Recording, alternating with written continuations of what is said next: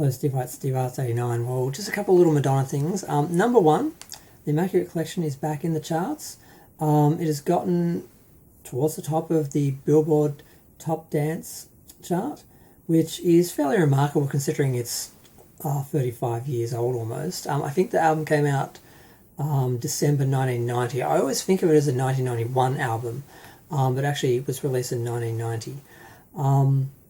And yeah, so that's remarkable. I don't think it's ever actually left the charts. I think if you would have looked around the bottom of the top 200 or a bunch of top 200s, it's never really left the charts. As far as compilations and best-ofs, I think it is the biggest selling best-of album ever, or at least certainly of any woman, maybe of any solo artist, maybe even of a band. I'm not sure, but it's huge, and it's always sold. It's never really left the charts. It's always been like in the catalogues on back order. It's always been sort of, it's one of those things that's always on the shelf at wherever you went to JB Hi-Fi, you always saw the Immaculate Collection. So that's good.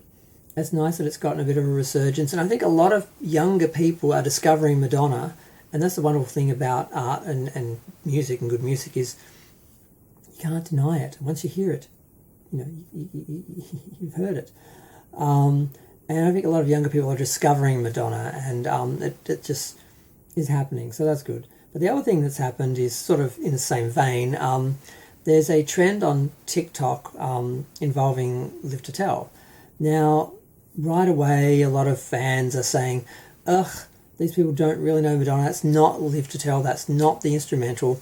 It's the soundtrack, the theme for At Close Range, which is basically like Live to Tell. So what people are doing is they're listening to the introduction, the start of the At Close Range soundtrack, where it's all very mysterious and moody, and then it slowly sort of morphs into the start of Live to Tell and then goes into the song, but you never actually get to the lyrics. You just get to, it's just the music, it's the introduction. It's just remembering that song and remembering the 80s and reflecting on that and this whole era that's gone, that will never come again. This sort of unique sort of place that people have who sort of grew up in the 80s and 90s, where they were the last generation before social media, and you sort of lived in two different centuries and two different just it's just a unique sort of position to have been an 80s kid and 90s kid, and to look at now what's happening.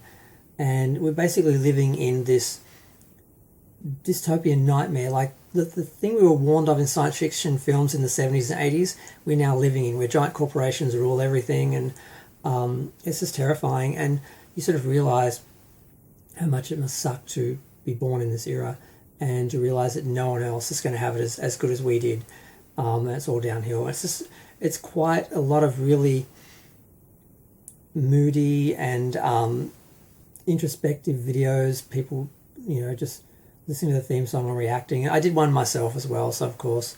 But the funny thing is, a lot of people are pointing out that it's not Live to Tell, it's not the instrumental. And I'm like, people saying, oh, the introduction to, Live to Tell. I'm like, well, no, it's not. The instrumental, no, it's not. It's the theme song from At Close Range, which is basically the same thing. But I know that, we know that, and that's the other thing. If you were a Madonna fan back then, you saw At Close Range, and you found the soundtrack, and you have the 7-minute version of Live to Tell, which is basically the theme song, because the opening credits is really long, and the opening scene is really long. It's just got that music playing all the way through it. So we do know that. We do recognise that. We did hear that. Even if it wasn't on the single and what we heard, on True Blue and everything, it's still, the theme song for, it's still the Madonna's Live to Tell, the instrumental. So, but that was just interesting to see that come back, and Madonna just had a few of these trends, and Live to Tell has sort of taken on a bit more significance because it's now sort of been associated with the AIDS epidemic and remembering that and the memorials for that, when originally it was sort of free to interpret. And for me, it's a song about S-U-I-C-I. I can't spell the rest of it because you can't say it on. Other people, it's about loss. Some people, it's just... Now, I kind of actually don't like that it seems to now be given an actual, subject. I think it hurts the song if you sort of think it's about one thing. But either way, it's just nice to see people rediscovering it. And it is a weird place that we live in now, where we are seeing, we've lived long enough to see the dystopian nightmare that we used to see in science fiction films now becoming the truth and reality for everyone, and what kids are now growing up in. And I can't imagine, if you're growing up in this world, you wouldn't even be able to imagine what we lived in, and you know, the freedom and peace that we had, and the hope and everything for the future that we had, that we grew up with. It's really disturbing. It's interesting, and that's, I think, why this trend is sort of interesting and sort of has legs, because the subject. But I'm going to go. Feel free to share, like, comment, subscribe. Let me know what you think of the live to tell TikTok trend, and in the Immaculate Collection basically being back in the charts again.